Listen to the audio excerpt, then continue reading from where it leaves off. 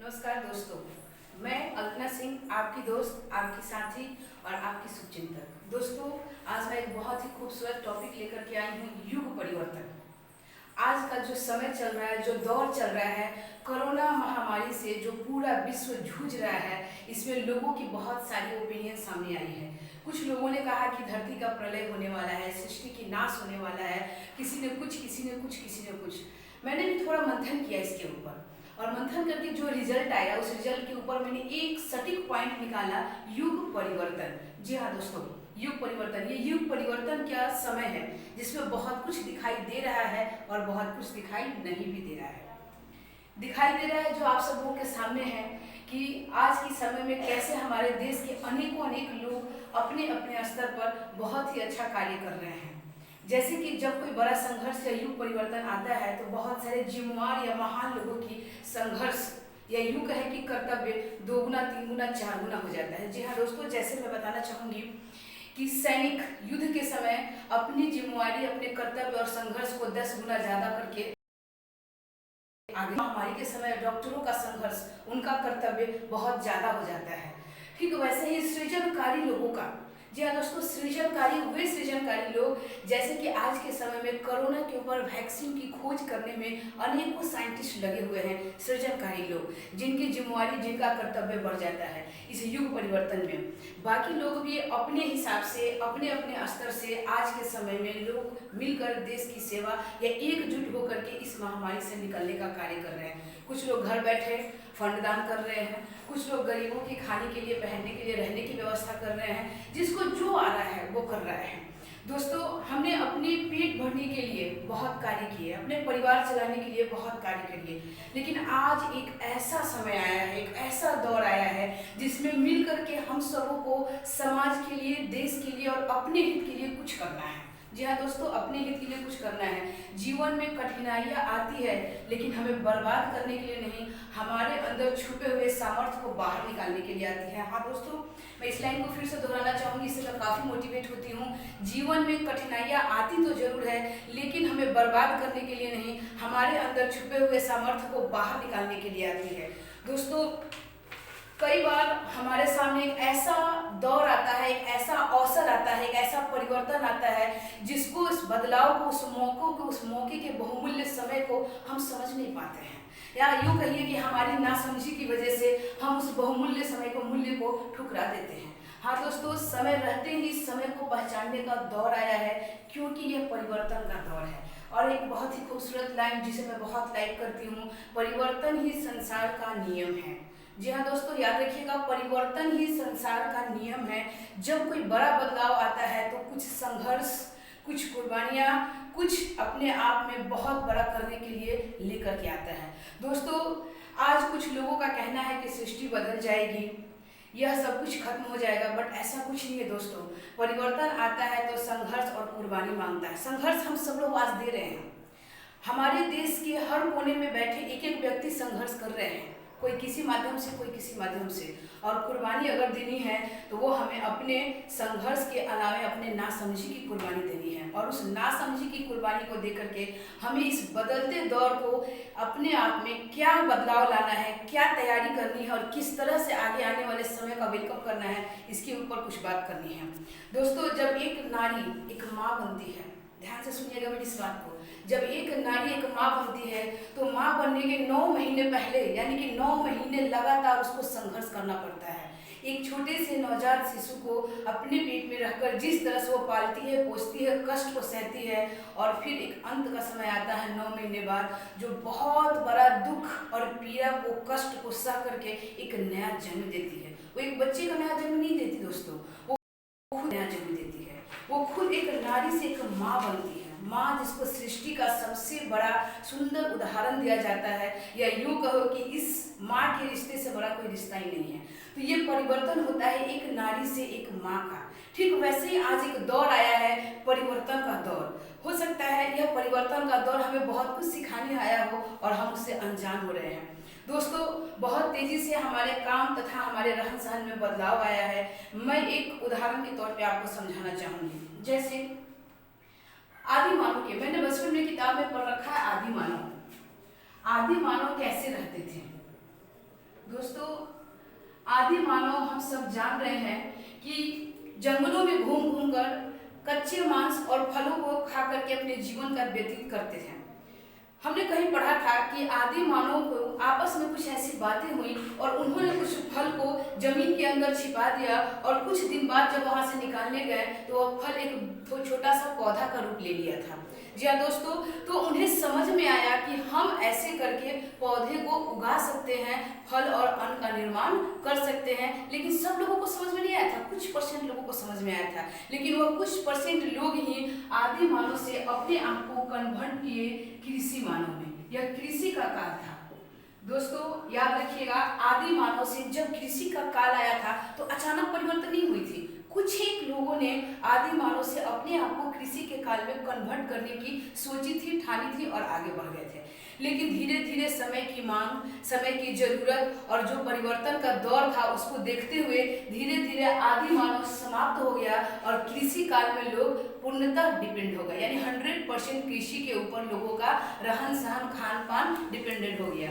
फिर कुछ वर्षों बाद, कहा जाता है 100 सालों बाद एक परिवर्तन का दौर आता है, यानी कुछ वर्षों बाद यह कृषि काल में भी थोड़ा सा परिवर्तन आया। यानी कि काल चक्र का तीसरा पॉइंट, नौकरी का दौर, या यूं कहें कि नौकरी का काल। दोस्तों हमने अपने गुरु से सुना है कि कृषि काल के समय जब नौकरी का दौर आया तो बहुत सारे लोग ऐसे थे जो नौकरी करना नहीं चाहते थे। उन्हें जबरदस्ती कर्मचारी या सरकारी कर्मचारी आकर उठा कर ले जाते थे नौकरी कराने के लिए। उस समय अगर धनी और निर्धन व्यक्तियों की तुलना करनी होती थी तो कहा जाता था कि जिनके पास जमीन है, खेती बाड़ी है, कृषि करते हैं, अन्न उगाते हैं, वो धनी व्यक्ति हैं। जिनके पास कुछ नहीं है वही नौकरी करते हैं, यानी नौकरी करने वाले को गरीब की श्रेणी में रखा जाता था।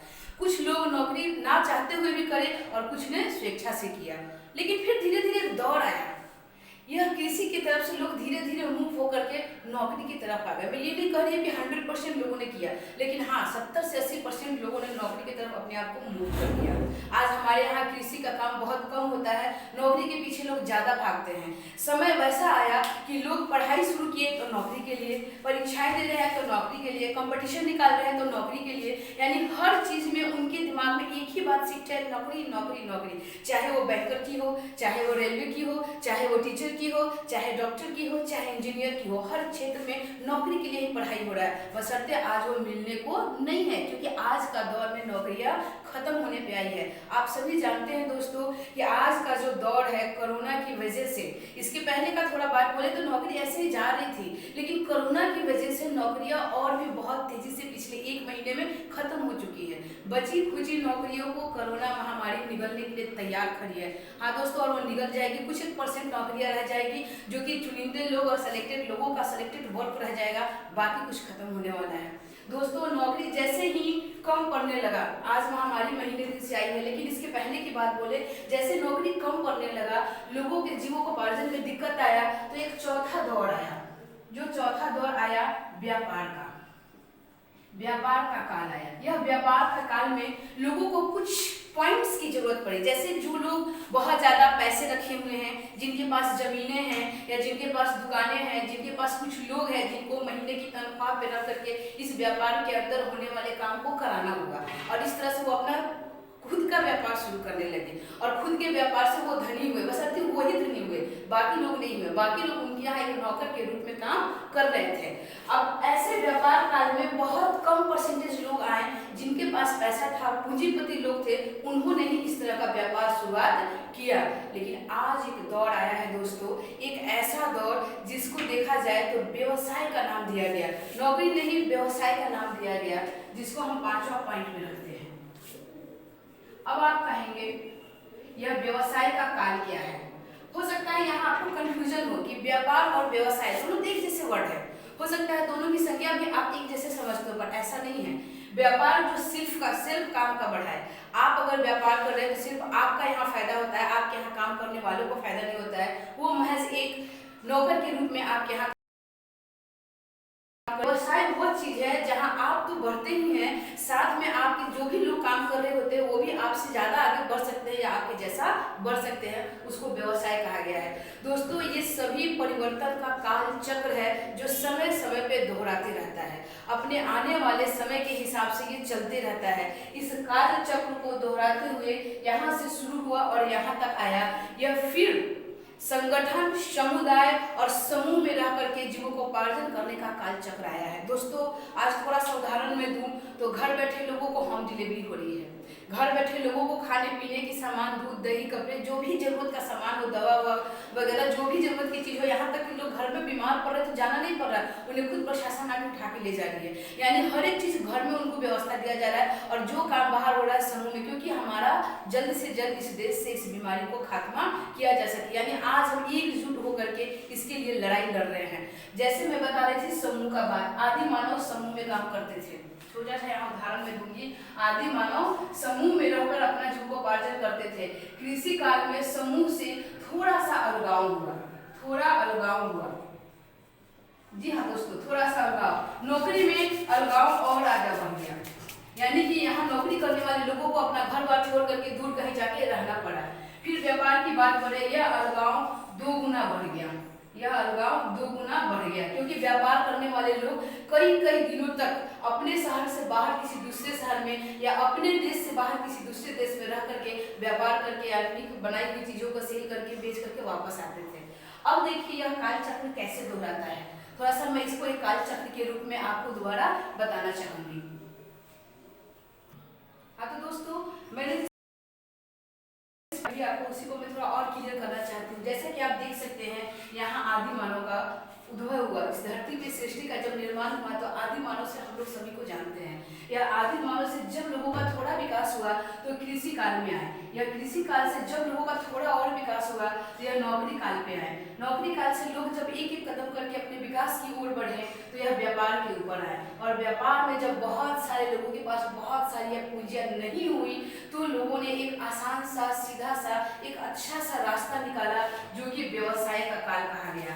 आज व्यवसाय को दुनिया व्यापार के नजरिए से देख रही है, जो कि व्यवसाय और व्यापार में काफी अंतर है, जमीन आसमान का अंतर है। इस अंतर को मैं फिर किसी वीडियो में आपको डीपली बताऊंगी। आज बस इतना बता दूं कि व्यापार खुद का अपने आप का बढ़ाने का काम है और व्यवसाय अपने को, अपने राज्य का, अपने समाज का और अपने देश को बढ़ाने का कार्य करता है। तो आज व्यवसाय में यह 21वीं सदी ने अपना चरण इस महामारी के दौर में जो अर्थव्यवस्था गिर रही है या गिरती हुई जा रही है, इस अर्थव्यवस्था को संभालने में हमारा बढ़ के आगे हाथ थामेगी और हमें अपने लक्ष्य की ओर आगे बढ़ने के लिए एक रास्ता देगी। जी हाँ दोस्तों, यह व्यवसाय आदि मानव समूह में रह करके, झुंड में रह करके, जैसे कि मैंने आपको बताया कि आदि मानव समूह में काम करते थे, इनका काम झुंड में होता था। व्यवसाय भी वही करती है दोस्तों, यहाँ भी व्यवसाय में समूह में रहकर काम किया जाता है। आदि मानव जो भी होते थे एक दूसरे का भला करते थे, यहाँ पे व्यवसाय में भी एक दूसरे का भला किया जाता है। दोस्तों थोड़ा सा देखिएगा, आदि मानव जब समूह में चलते थे ना तो पहले अपने से छोटे लोगों की ज्यादा फिक्र किया करते थे। हमारे वर्ग में यानी कि आदि मानव के समय की मैं बात बता रही हूँ कि उस समय समूह में जो लोग रहा करते थे वो उस समूह के छोटे से छोटे वर्ग के लोगों के लिए ज्यादा भलाई करते थे। यानी कि मैं एक लाइन में आज की भाषा में बोलूँ तो अपने डाउनलाइन के लिए ज्यादा करते थे। अगर मैं बोलूँ तो डाउनलाइन के लिए उनकी ज्यादा फिक्र होती थी आदि मानव को। ठीक व्यवसाय में भी वैसा ही किया जाता है। दोस्तों आज देखा जाए तो ऐसे बहुत सारे पॉइंट्स हैं जो आदि मानव काल में और आज के व्यवसाय के काल में मैच कर रहा है। दोस्तों फर्क अगर है तो बस इतना, यह आदि मानव जाति के लोगों का रहन सहन और कुछ आज के व्यवसाय के लोगों का रहन सहन में थोड़ा सा अंतर आया है। आज नौकरी का जितना होने के ऊपर आ गया है, आज थोड़ी बहुत बची हुई नौकरियां जो खत्म होने के कगार पर आ गई है। ऐसे में अगर कुछ हो रहा है और कुछ करना है और कुछ बाकी रह गया है तो वो एक व्यवसाय ही है। और इस व्यवसाय को आज के समय में कुछ नहीं, एक बहुत ही खूबसूरत नाम दिया गया है जिसका नाम है नेटवर्क मार्केटिंग। जी हाँ दोस्तों, नेटवर्क मार्केटिंग, इस व्यवसाय को आज के युग में नेटवर्क मार्केटिंग के नाम से नवाजा जाता है। और ये नेटवर्क मार्केटिंग क्या है, क्यों होता है, ये एक ऐसा क्षेत्र है, ये एक ऐसी जगह है, ये एक ऐसी चीज है जिसमें 1 से लेके 100 तक अगर सारे पॉइंट्स को देखा जाए तो सकारात्मक सकारात्मक सकारात्मक सकारात्मक, ओनली 1 सकारात्मकता की भरी हुई है। तो क्या करना चाहिए आज हमें?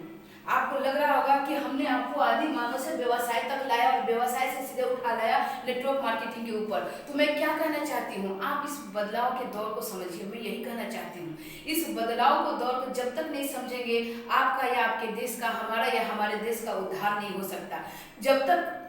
जब तक इस बदलाव को दौर को नहीं समझेंगे, हमारा कल्याण नहीं हो सकता। दोस्तों, एक सीधा सा मैं बताऊंगी कि एक ऐसा क्षेत्र हमारे बीच आ चुका है जिस क्षेत्र में हम समूह में रहकर लोगों का भला करके, समाज का भला करके, फिर खुद का भला करते हमारा विकास होता है।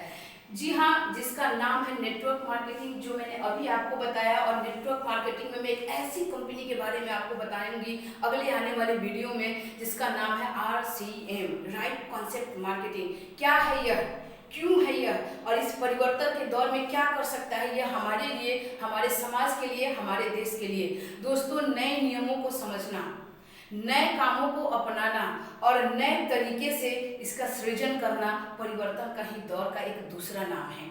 दोस्तों, नए सृजन, नए काम और नए नियमों को जो अपना लिया उसका परिवर्तन हो जाता है। और अभी का जो दौर है परिवर्तन के मुहाने पे खड़ी है। जो दिखाई दे रहा है आप समझ रहे हैं, जो नहीं दिखाई दे रहा है इस क्षेत्र में रहने वाले लोग बखूबी समझ रहे हैं, क्योंकि उनको पता है आज लॉकडाउन में घर पे रह के भी हमारे राशन बंद नहीं हुए, हमारी दवाइयाँ बंद नहीं हुई, हमारे जरूरत की चीज़ें बंद नहीं हुई, और ये कंपनियाँ इन्हीं चीज़ों को तो देती है। और इन्हीं चीज़ों से हमें पैसा मिलता है, कब मिलता है, कैसे मिलता है, ये मैं बताना चाहूँगी, लेकिन अगले वीडियो में। उसके लिए आपको इंतजार करना पड़ेगा। इसका अगला पॉइंट मैंने निकाला है, तो क्या करें अब इस परिवर्तन के दौर में, इस युग परिवर्तन में जो जो हो रहा है, आगे कुछ दिखाई नहीं दे रहा है, तो क्या करें अब। तो क्या करें अब पॉइंट को मैं अगले वीडियो में आपके सामने लेकर के बहुत जल्द आने वाली हूँ। तो आप जाने से पहले एक बार इस वीडियो को सब्सक्राइब कर दें, शेयर कर दें, और आने वाले लोगों को जरूर बताएं, ज़्यादा से ज़्यादा शेयर करें। और इसको लेकर के आप बहुत ज़्यादा एग्रेसिव हो, सोचो, गहराई से मंथन करो। बहुत जल्दी मिलेंगे अगले वीडियो में, तब तक के लिए नमस्कार।